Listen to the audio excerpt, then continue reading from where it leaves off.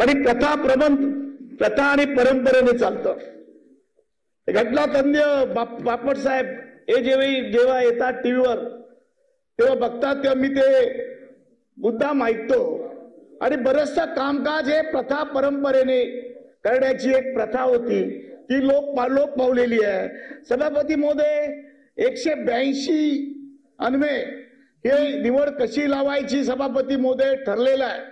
असं असताना हे सभापतीचं रिक्त पद आहे आणि त्या दृष्टिकोनातून हे एक या सभागृहाच्या आयुष्यामध्ये कधी न घडलेली घटना ही आहे.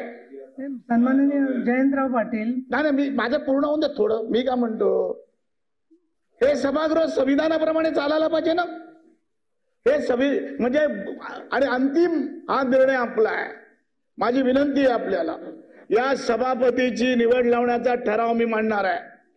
कोणाला नको आहे ते पण आम्हाला कळलं पाहिजे. संविधानाने असताना हे असं कामकाज होतं ते बेकायदेशीर होतं असं माझं म्हणणं आहे. त्याच्यावर मी तुमचा वेळ घेत नाहीये, पण याच्यावर आपल्याला चर्चा करावी लागेल आणि या सभागृहात आपल्याला निर्णय घ्यावा लागेल. हे सभागृह संपण्यापूर्वी सभापती महोदय आपल्याला ही निवडणूक लावायला पाहिजे. आणि आपल्या या निवडणुकीमध्ये असं नाहीये गेली 2.5 वर्ष आपलं सभापतीचं पद रिक्त आहे आणि ते खरं कामकाज बरोबर होत नाही. एक मर्यादेपर्यंत तुम्ही उपसभापती सभापतीचा चार्ज ठेवू शकता. याला मला पाहिजे माझी एवढीच विनंती आहे की संसदीय कार्यमंत्री, मुख्यमंत्री, उपमुख्यमंत्री कोणी सभागृहामध्ये नाहीये. या सभागृहामध्ये सर्व पक्षांनी एकत्रितपणे निर्णय घेऊन सरकारकडे त्याच्याबद्दलचा पण अशी चर्चा आपण आता सुरू केली. मी काय म्हणतो, कुठल्या निर्णयापर्यंत येण्याच्या अगोदर सभापती त्यांच्या मीटिंगमध्ये सोमवारी बोलून सभागृहात 5 मिनिटं बोलवा की लगेच धावतो म्हणून. पण आता ते कोणी सभागृहात नाहीये, त्यांची बैठक चालली, मला माहिती आहे. भारतीय जनता पक्षाचे मला अजून एक माहिती पाहिजे.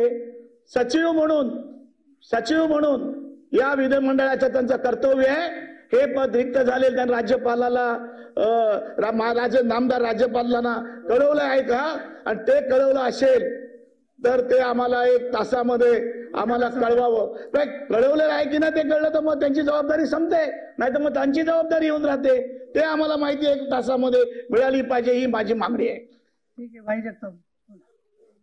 उदय म्हणजे आता हे सभासदांनी औचित्याचा वेगळा मुद्दा काढलेला आहे. औचित्याचा आता सगळे जण बोलले तर मग आपण घटना त्यांच्या मीटिंग मध्ये सोमवारी त्याच्यावर निर्णय त्यांना करायला सांगू ना. हा प्रश्न हा विषय हा औचित्याचा किंवा कुठल्या लक्षवेधीचा नाही. या सभागृहाच्या विश्वासार्हतेचा आहे. या सभागृहाच्या कायद्याच्या घटनेच्या चौकटीतला हा विषय आहे. आणि तो जर आम्हाला मांडायचा नसेल किंवा त्याच्यासाठी जर कोणाला काय वाटत असेल वेळ जातोय, जाऊ द्या, पूर्ण दिवस जाऊ द्या. 2-3 प्रश्न भाईंनी अगदी स्पष्टपणे विचारलेले आहेत आणि मी त्या गोष्टीला समर्थन देणार आहे. इतके वर्ष, इतके दिवस, इतके महिने हे पद खाली असताना आपल्या सचिवालयाने माननीय हे जे आहेत राज्यपाल यांना कळवलं का? याचं उत्तर आम्हाला तात्काळ हवं, आजच हवं. नंबर 2, आपल्या कर्तव्याबद्दल, आपल्या एकंदरीत आपलं कामकाज याच्याबद्दल आमच्या मनामध्ये शंका नाही. काही गोष्टी इकडे तिकडे असू शकतात, परंतु आपल्या एकंदरीत या सभागृहाचं कामकाज आपण चालवलंय, आम्ही सगळ्यांनी पाहिलंय, त्याबद्दल आमच्या मनामध्ये शंका नाही. परंतु मग या जेवढं काळ गेली 1.5-2 वर्ष 2.5 वर्ष हे जेवढं काम झालं हे अवैध आहे का? हे घटनेला धरून नाही का? मग इथे घेतलेले ठराव, मग इथे झालेल्या चर्चा, मग इथे झालेले कायदे कसे पास झाले? मग त्याला कोणी आव्हान देणार नाही का?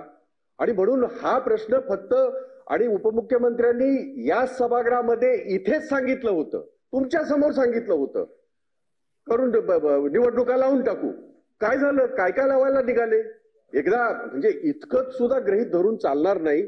तुम्ही आम्ही सगळे हो ते बांबूचं आहेच ते परंतु इतकं सगळं महत्वाचं असताना आपण आमची विनंती आहे, एक तर ह्या गोष्टीचा खुलासा व्हावा आपल्या सचिवालयाकडनं. नंबर 2, आम्हाला आज संध्याकाळी हे हाऊस संपेपर्यंत निवडणूक कधी करणार याची घोषणा त्यांनी करावी आणि आपण जे म्हणताय ते आम्ही हे करून तुमचा अधिकार आहे की इथे आणि तेच सांगितलं आपण म्हणताय की इथे मुख्यमंत्री नाहीत उपमुख्यमंत्री नाहीत आपण यात अतिशय सगळ्या बाबतीमध्ये समृद्ध आहात थांबवा 10 मिनिटं थांबवा येऊ द्या उपमुख्यमंत्र्यांना येऊ द्या मुख्यमंत्र्यांना आणि हा संसदीय कार्यमंत्र्यांना येऊ द्या त्यांच्या उपमुख्यमंत्र्यांच्या मुख्यमंत्र्यांच्या याच्यावर त्यांच्यातर्फे किंवा त्यांच्या वतीने त्यांनी आम्हाला आश्वासित करावं सभागृहाला तर ह्या कामाला काहीतरी अर्थ राहील नाहीतर आपलं कसं झालंय मागच्या पानावरनं पुढे सुरू असं सगळं चाललंय हे कृपया होऊ नये आम्ही सगळे सिनियर आहोत सगळ्या ह्या बाबतीतनं आपण गेलेलो आहोत आणि विनंती आहे तात्काळ सचिवालयाचा खुलासा व्हावा आणि संध्याकाळी 5 वाजेच्या आपलं सभागृह संपायच्या आत ही निवडणूक केव्हा लावणार हे आम्हाला अवगत करा ही आपली याला विनंती मग दानवे पण आता ते झाल्यावरती आता ती चर्चा आपण सभापती महोदय त्याच्यावर सभापती महोदय बोला जयंत पाटील साहेबांनी एक महत्वाचा विषय या ठिकाणी उपस्थित केलेला आहे खरं म्हणलं तर नसेल तर शांत राहा हा विषय या सदनामध्ये बराच वेळा चर्चेला आला माननीय उपमुख्यमंत्री देवेंद्र फडणवीस साहेबांनी सुद्धा या बाबतीमध्ये सर्व गटनेत्यांची आणि आपल्या दालनामध्ये बैठक सुद्धा झाली आणि त्यांनी सांगितलं की लवकरात लवकर तेवढा मुख्यमंत्री सुद्धा उपस्थित होते लवकरात लवकर आम्ही ही निवडणूक जाहीर करतो ती निवडणूक जाहीर करण्याची बैठक होऊन मला वाटतं 5-7 महिने झाले तरी अजून त्याच्यावर निर्णय झालेला नाही सभापती महोदया यामध्ये आमची विनंती सभागृहाची आहे की काय प्रथा परंपरा आहे किती वर्ष ही जागा रिक्त ठेवायची आणि भाईंनी सांगितल्याप्रमाणे आपण या निवडणूक प्रोग्रामच्या संदर्भामध्ये राज्यपालांना असं आपण कळवलेलं आहे का याचा खुलासा करावा आणि हे सांगत असताना आमच्या प्राथमिक आमचा अधिकार आहे की सभापतीची जागा किती वर्ष किती महिने रिक्त ठेवणार आहे 3 सरकारचं असलेलं पक्षाचं सरकार आहे कोणाला जागा देणार हा त्यांचा अधिकार आहे परंतु सभापती महोदय मगाशी सांगितल्याप्रमाणे तुमच्या कार्यक्षमतेवर आमचा विश्वास असल्यामुळे आम्हाला वाटतं की आता तुम्हाला पोषक वातावरण आहे जर आता तुम्ही तो विषय घेतला स्वतः लावून तर मला वाटतं ते होईल परत बहुमत आलं तर कदाचित विचार बदलू शकतो म्हणून आमची विनंती आहे की आपणच आता त्या संदर्भामध्ये पुढाकार घ्यावा आणि याचा निर्णय द्यावा अशी आमची विनंती आहे सभापती महोदय कामकाज सल्लागार समितीमध्ये सुद्धा मी हा मुद्दा मांडला होता माननीय मुख्यमंत्री दोन्ही उपमुख्यमंत्री होते की परिषदेचं सभापती निवडलं जावं कोणाला निवडायचं हा तुमचा प्रश्न आहे आणि मी तर म्हणतो खूप झालं तर आपण सगळ्यांशी चर्चा करून एक मताने निवडायला काही हरकत नाही अशी पण आमची तयारी आहे सभापती महोदय सर्वानुमते असं काही वादाचं बहुमताचं किंवा संघर्षाचं हा विषय नाही त्यांचा विषय ना त्यामुळं मला जे सगळ्या सभासदाची आणि सभागृहाची भावना आहे सत्ताधारी पक्षाच्या लोकांना बोलता येत नाही परंतु एक सभापतीची निवडणूक लवकरात लवकर व्हावी अशा प्रकारचं एक सगळ्या सभागृहाची भूमिका आहे मला वाटतं काल सुद्धा गटनेत्यांच्या बैठकीत संसदीय कार्यमंत्र्यांना मी हा मुद्दा मांडलेला आहे आपल्या समक्ष आपण याच्याविषयी आपण लवकरात लवकर सचिवालयाने सुद्धा याच्यात काय काय पावलं उचललेले आहे याच्याविषयी स्पष्टता देणं आवश्यक आहे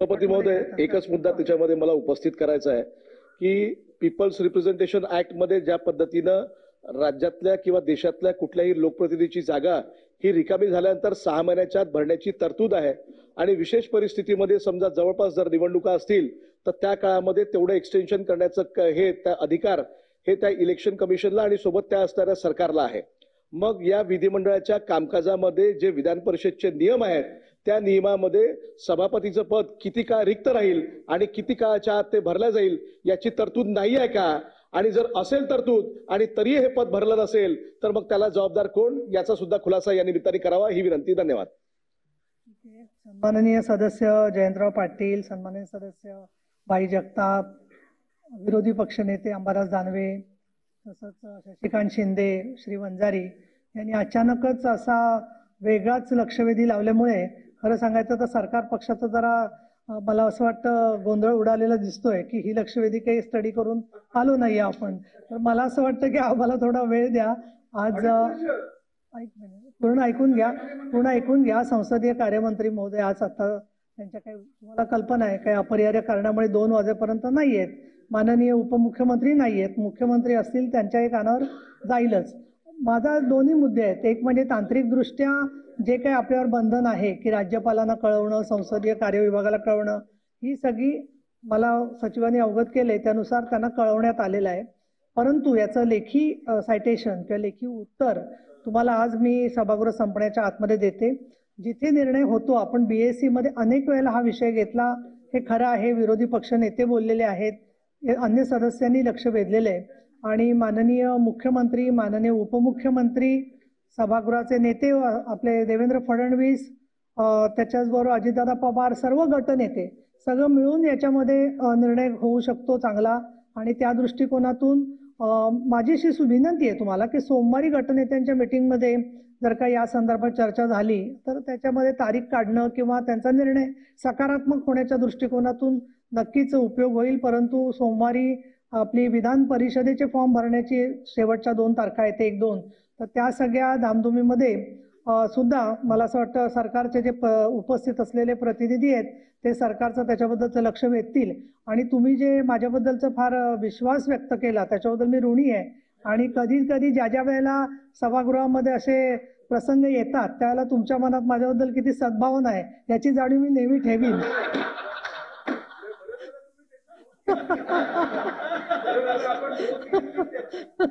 त्याच्यामुळे तुम्ही स्वतःहून विषय काढला आणि या दृष्टिकोनातून या सगळ्या विषयांच्या संदर्भामध्ये शेवटी पक्ष, राजकीय पक्ष आणि नेते मंडळी हे सगळे मिळून हा निर्णय घेत असतात. हा कुणाही व्यक्तीचा निर्णय नसतो आणि त्यानुसार कोण व्यक्ती असणार किंवा निवडणूक कधी घ्यायची याचा अंतिम निर्णय आपला सरकार आणखीन आपण सगळे मिळून. पत्र पाठवलेलं आहे. मी विचारून घेतलं, पाठवलेलं आहे. नाही ठीक आहे. आपण आता कागदपत्र सभागृहाच्या पटलावर ठेवणं घेऊया.